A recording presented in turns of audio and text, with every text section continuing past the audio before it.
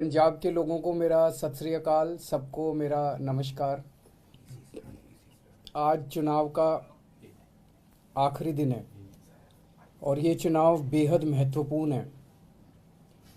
70 साल से इन सारी पार्टियों ने, इन सारे नेताओं ने मिलके पंजाब को लूटा है, पंजाब के पे कर्जा चढ़ा दिया, पंजाब को घाटे में डाल दिया, पंजाब की रेता चोरी कर ली, पंजाब में नशा कर दिया, पंजाब के बच्चों को बेरोज़गार कर दिया।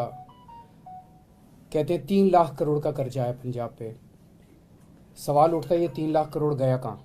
इन्होंने तो कोई काम नहीं किया, कोई स्कूल नहीं बनाए, कोई अस्पताल नहीं बनाए, कोई यूनिवर्सिटी नहीं बनाई, कोई कॉलेज नहीं बनाए। ये 3 लाख करोड़ रुपए गया कहाँ? ये इन लोगों के स्विस बैंकों में गया। इन्होंने बड़ी बड़ी प्रॉपर्टियाँ बना ली इन सारे नेताओं ने, और जनता जो है वो भुखमरी के कगार पे है। इसे बदलने का टाइम आ गया है और इस बार ऊपर वाले की कृपा से, वाहिगुरु जी की कृपा से एक अच्छी पार्टी, ईमानदार पार्टी, नई पार्टी आई है, आम आदमी पार्टी। इससे डर के ये सारे भ्रष्टाचारी इकट्ठे हो गए हैं, ये सारे नेता इकट्ठे हो गए हैं, सारी पार्टियां इकट्ठी हो गई हैं, अकाली दल, बीजेपी, कांग्रेस। और ये सारे आप देख रहे हो पिछले कुछ दिनों से मोदी जी, राहुल गांधी, प्रियंका गांधी, कैप्टन अमरिंदर, चन्नी साहब, ये जितने नेता हैं, सुखबीर बादल, ये सारे इकट्ठे होके आम आदमी पार्टी को हराने में लग गए हैं। बिकॉज ये नहीं चाहते कि आम आदमी पार्टी किसी भी तरह से जीते, ये नहीं चाहते कि भगवंत मान किसी भी तरह से सीएम बने। ये भगवंत मान ईमानदार आदमी है, कट्टर ईमानदार आदमी है। ये भगवंत मान को सीएम बनने से रोकना चाहते हैं। ये सारे मिलके पिछले कुछ दिनों से आप देख रहे होगे एक ही किस्म की भाषा बोलते हैं, केवल हमें गालियां दे रहे हैं। ये सारे मिलके केवल मेरे को, भगवंत मान को और आम आदमी पार्टी को गालियां दे रहे हैं हमें। और ऐसे लगता है जैसे सारे रात को बैठ के बातचीत करते हैं आपस में, वीडियो कॉन्फ्रेंस से या कॉन कॉल से, और अगले दिन सारी पार्टियां, सारे नेता एक ही भाषा में हमको गालियां देते हैं, एक ही जैसी भाषा बोलते हैं। तो हमारा कसूर क्या है? ये सारे के ऐसा आप देखेंगे, सुखबीर बादल चन्नी जी के खिलाफ नहीं बोलता, चन्नी जी सुखबीर बादल के खिलाफ नहीं बोलते, बीजेपी वाले बाकियों के खिलाफ नहीं। ये सारे केवल और केवल हमें गालियां दे रहे हैं, सारे मिलके एक ही भाषा में। हमारा क्या कसूर है? हमने क्या कर दिया? हम यही तो कह रहे हैं ना कि हमने दिल्ली में स्कूल अच्छे किए, यहाँ पे एक मौका दो, हम पंजाब के भी स्कूल अच्छे करेंगे। हम यही तो कह रहे हैं कि हमने दिल्ली में अस्पताल अच्छे कर दिए, मोहल्ला क्लिनिक बनाए, पंजाब में मौका दो, हम यहाँ भी अस्पताल अच्छे बनाएंगे, सबको फ्री इलाज देंगे, फ्री दवाई देंगे, फ्री टेस्ट करेंगे, फ्री ऑपरेशन करेंगे, सबका मोहल्ला क्लिनिक, पिंड क्लिनिक बनाएंगे। हम यही तो कह रहे हैं कि हमने दिल्ली में 24 घंटे बिजली कर दी, यहाँ एक मौका दो, यहाँ भी पावर कट बंद कर देंगे, बिजली 24 घंटे देंगे। जैसे दिल्ली में बिजली फ्री कर दी, यहाँ भी लोगों की बिजली फ्री करेंगे।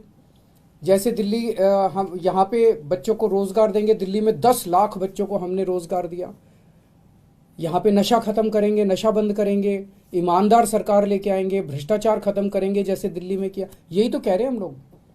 ये लोग नहीं चाहते कि पंजाब में ये सब हो। पूरा का पूरा सिस्टम हमारे खिलाफ खड़ा हो गया है, मेरे भगवंत मान के और आम आदमी पार्टी के। तो मैं पंजाब के लोगों से अपील करना चाहता हूँ कि अगर ये सारे भ्रष्टाचारी इकट्ठे हो सकते हैं तो क्या पंजाब के 3 करोड़ पंजाबी इकट्ठे नहीं हो सकते? इस बार साढ़े तीन करोड़ पंजाबी इकट्ठे हो जाओ और इस बार इस पूरे सिस्टम को हराना है। इन पूरी सारी पार्टियों को, ये पूरा जो सिस्टम है, आम अकाली दल का, कांग्रेस का, बीजेपी का, ये पूरा का पूरा सिस्टम इस बार अपने को हराना है। चाहे आप किसी भी पार्टी के हो, इस बार पंजाब के लिए वोट डालो, सारे इकट्ठे हो जाओ। 3 करोड़ पंजाबी मिलके इस बार ईमानदार सिस्टम लेके आएंगे, आम आदमी पार्टी लेके आएंगे और भगवंत मान को सीएम बनाना है।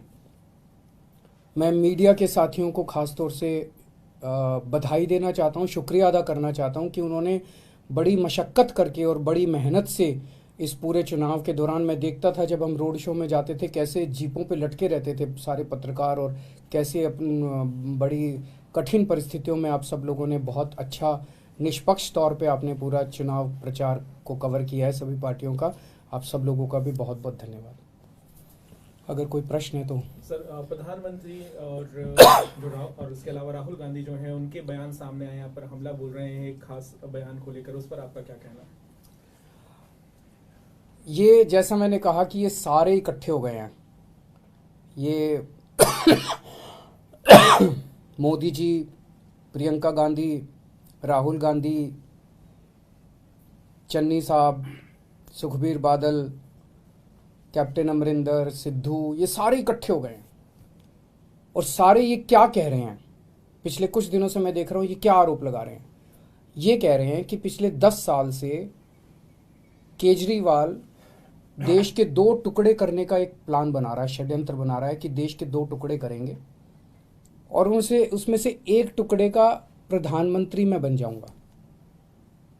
मतलब ये तो कॉमेडी है, ये तो हंसने वाली बात है। ये हो सकता है क्या? 10 साल से केजरीवाल एक प्लान बना रहा है कि देश के 2 टुकड़े करूंगा और मैं उसमें से एक का प्रधानमंत्री बन जाऊंगा। तो मैं पूछना चाहता हूँ ये तो इसका मतलब मैं बहुत बड़ा आतंकवादी हो गया। तो ये इनकी सारी सिक्योरिटी एजेंसीज क्या कर रही थी? पिछले 10 साल में 3 साल तो कांग्रेस की सरकार थी, कांग्रेस वालों ने क्या किया? सो रहे थे वो लोग। 7 साल से बीजेपी की सरकार है, केंद्र में मोदी सरकार है, मोदी जी ने क्या किया? मेरे को गिरफ्तार क्यों नहीं किया? इनकी एजेंसीज क्या कर रही थी अभी तक? तो ये ऐसी हास्यास्पद बात है जिसको मतलब सुन के ही हंसी आती है। और शायद मैं दुनिया का सबसे स्वीट आतंकवादी होऊंगा जो लोगों के लिए अस्पताल बनवाता है, लोगों के लिए स्कूल बनवाता है, बुजुर्गों को तीर्थ यात्रा पे भेजता है।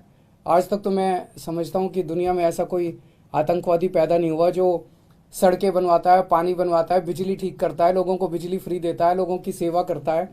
ऐसा तो आतंकवादी आज तक कभी पैदा ही नहीं हुआ होगा।